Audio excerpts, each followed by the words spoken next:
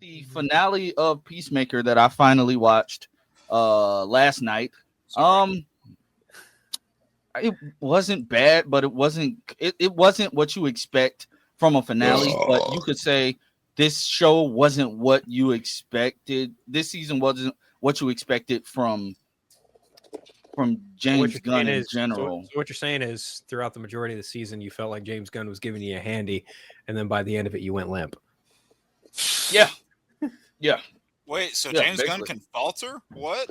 It's not even that he faltered. It's he tried to go against what he normally does for the greater good of storytelling, I guess. But at the same time, that's not how you want to end a show, especially when you're telling us like, oh yeah, we're not doing a season 3. Well, this was a shitty way to leave it. I mean, or end the season. Yeah, like why would you end the season like this? Like, I'm proud of myself for not watching it. Zero action. It was no action. Like, that's the thing that bothered me. He didn't do anything. How we complained about the Flash in some seasons. He wore the suit. He wore his actual suit one time this entire season, and that blew me. Having them do nothing in the finale and turning Rick Flag into this mustache twirling villain, for lack of better words, like he was a villain to me. I'm like, yeah. James has had a thing with working with mustache twirling villains lately. Like having him work with Lex Luthor and then talk about it's for the greater good. That's dumb. Go on. I mean, it tracks, but your whole motivation is, dude killed my son, so I'm gonna be butthurt and mad. He killed your son years ago. At this point, you could have got your revenge. So yes, Phil. I saw a clip. I believe it was Freddie Stroma, Adrian, Adebayo, and Adrian's mother. And he was talking to his mother in a like kind of rudish way, and they were kind of going back and forth, and like the mom and Adebayo were kind of going back and forth, and then at the end, I didn't really know what to think of it, but then at the end of it, Adrian just kind of goes, "Oh man, now I can't get you two eating each other out of my head," and I'm just like, "What the? How the fuck?" Yeah, he said something. He said something stupid, some dumb shit like that, right? And I see all the clips, and I see the outtakes and him talking about, it's the best thing I ever written, tears running down his face, and it's like, good for you, man. But then I see shit like that, and I'm just like, I can't take this fucking bullshit seriously. I can't. This season especially has been such a weird like up and down, because he'll have a scene where I'm impressed. I'm like, that was such a beautiful, heartfelt, emotionally driven scene, and then it'll just be like, it's bird blindness. It's like, you ruined it, man. You had a great thing right there, and then you ruin your own pacing and then your own tone and vibe. It's like, there's a time and a place, and I think this season's a good example. When he places his jokes well, they're good. They can be funny, but he places them in the wrong spots, and it ruins your tone, and it is very frustrating. Yeah. My biggest thing with this finale was when they're trying to track down where Chris is or whatever, and Harcourt and John, they don't have clearance anymore. Like, Flag blocked their clearance on tracking Peacemaker's chip or whatever. And they have John trying to distract Sydney and Otis, having them distract. He wasn't doing a good job, like, at all, and it was played for a joke. And we're like, okay, we get it. John's a big coward. He's only good at tech stuff. Like, we get it. I felt like that joke ran on too long. But then you get to the scene, you get to where they find him and they're trying to stop him, and then boom, it's another joke with Adrian like just running in, tackling Chris and tasing him.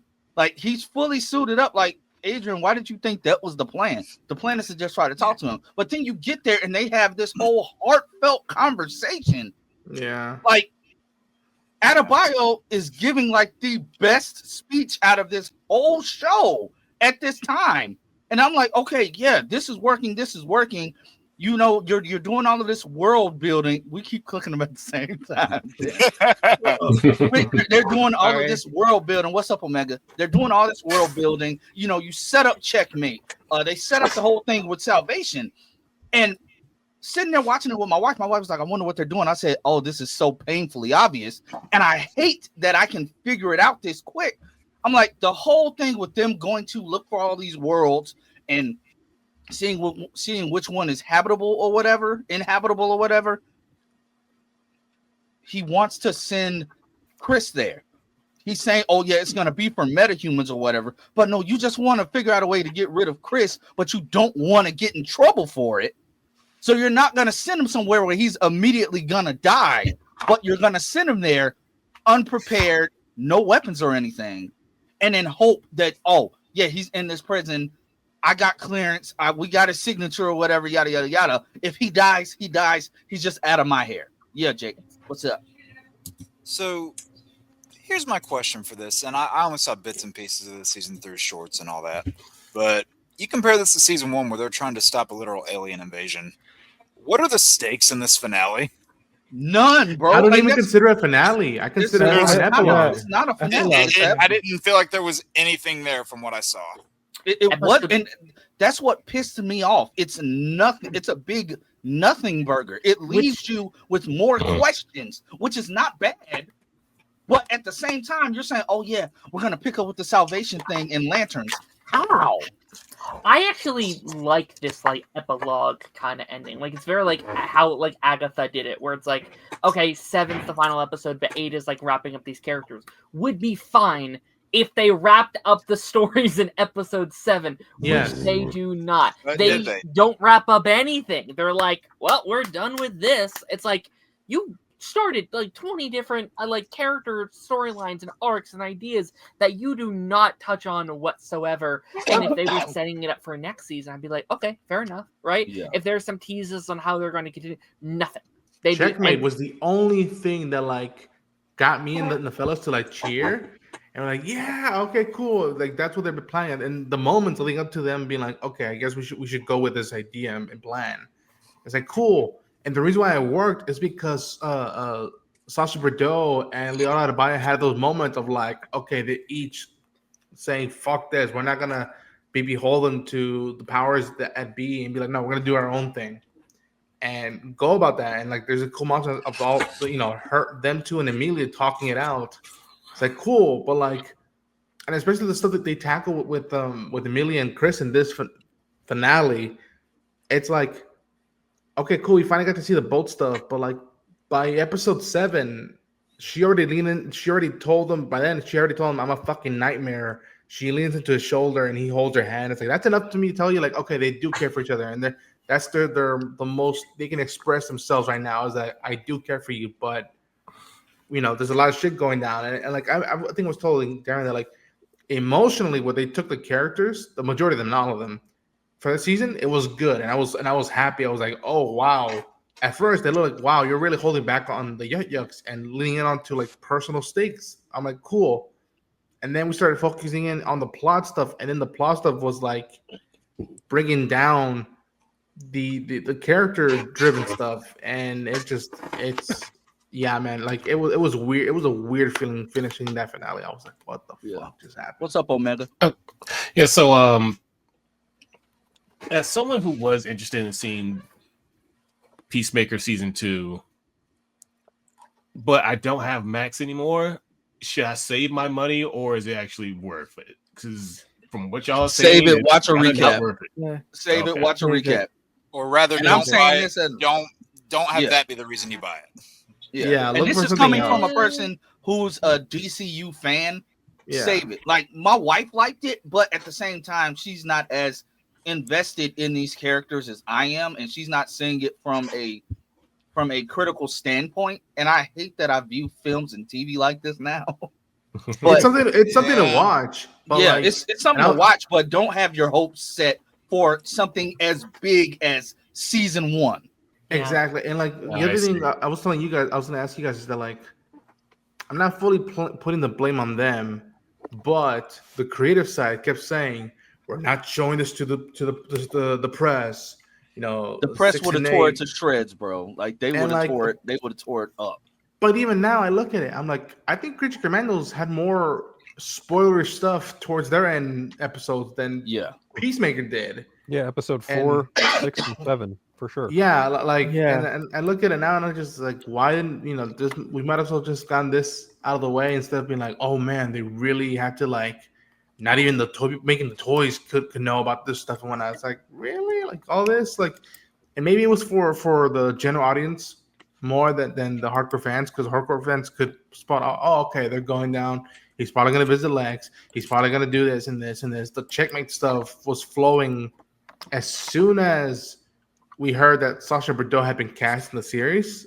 It just like that was a big factor that could play out, especially when Leota was thinking about doing her own like company, her own line of work. It's like, okay, that might be the case, but I don't know. I'm not gonna lie. Tony, I heard this like theory, and I was trying to see if there were any cracks of him possibly being Clayface.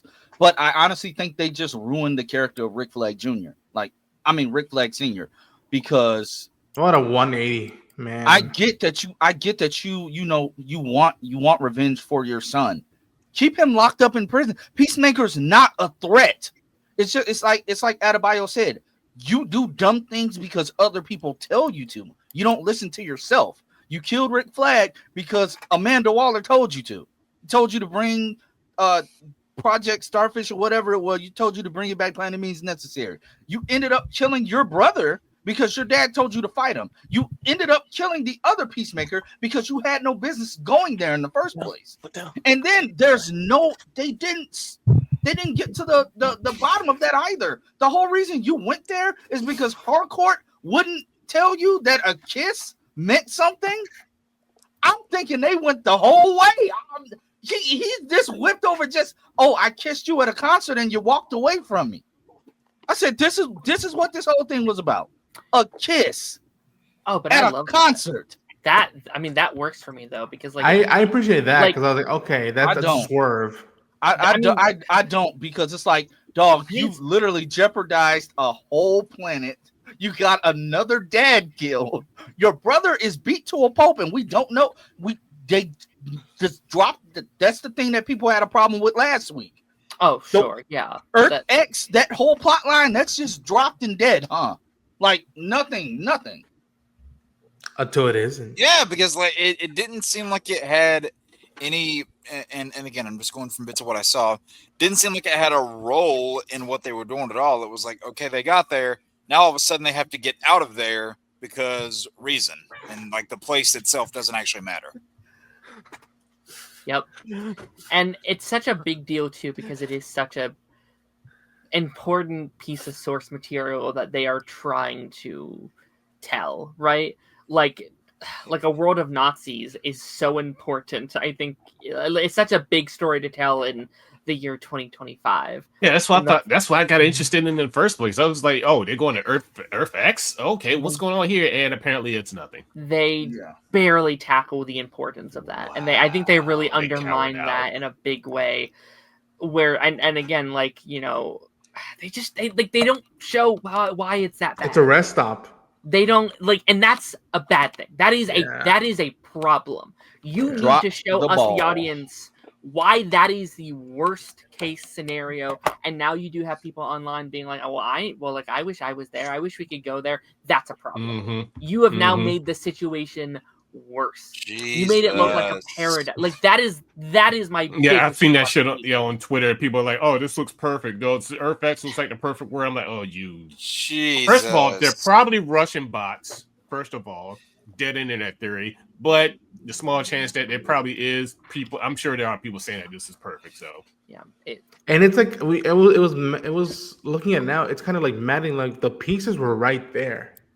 They were right there. It was almost like an easy layup of like, just stay there. Don't be afraid to tackle the stuff. Just like two more episodes, you would have been, I think, pretty good. And you could tackle the stuff of like what Chris had, him coming to terms with his past and what he's willing to do with these versions of his family.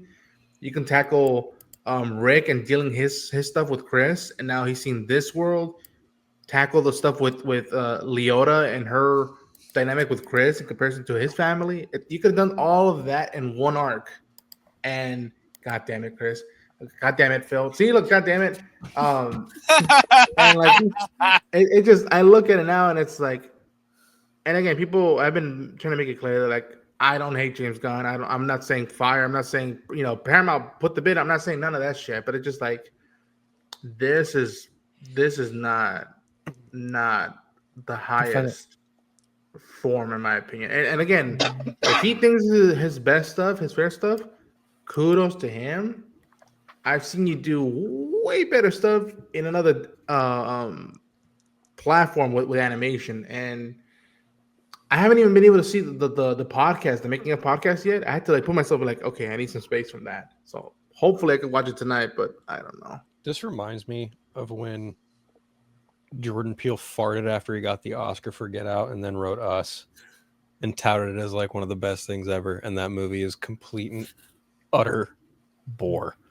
Oh man, that movie is a waste of time. Yeah, I finally saw that like a month ago. I said, wow, this is a pale comparison to Get Out and Nope. Dude, that cast was wasted. I love the cast, but my God, that story is so fucking... But he came back with Nope, and I hope, James, please, like... There's a balance. It's been done. It's been done. Like, there's better examples of the balance being there. It's just that... Yeah, I don't know. Yeah, I mean, all I can say is, thankfully, the next stuff in the DCU is not by him. Yep. Which is both like an exciting, and also I feel guilty of saying that because I'm like, okay, I survived that. Let me try the rest of the stuff. And it's like that shouldn't be the case, regardless if he's running the co-running the studio or not.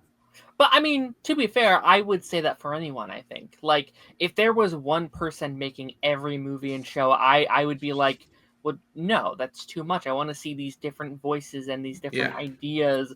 And I think, like, I like James Gunn as a director, but he is a less is more director. I like him in small bits. And I think we've now seen what a large amount of that looks like. It's like, I think his tone for Peacemaker and even in a set with Superman works in his little corners.